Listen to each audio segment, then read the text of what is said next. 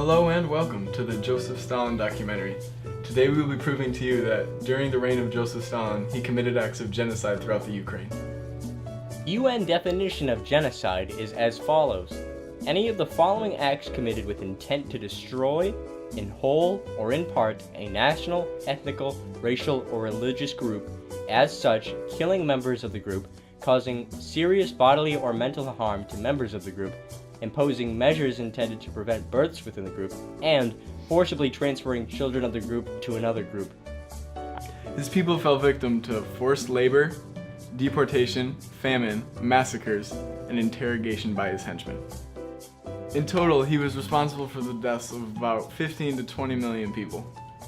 Stalin seized all privately owned farmland, and this is significant because around 80% of the population were farmers. The Soviet government refused to acknowledge the starvation in the Ukraine, and they also turned down any assistance offered by various countries.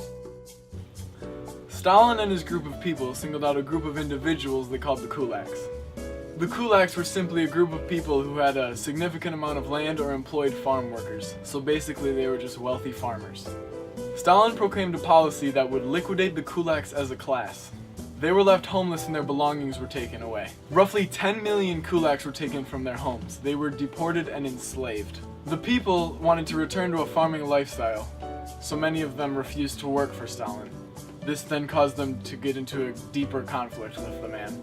This then led to Stalin dictating a policy that would lead to the starvation of millions.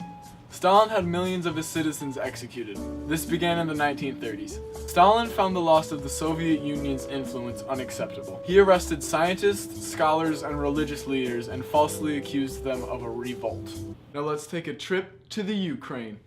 Oh!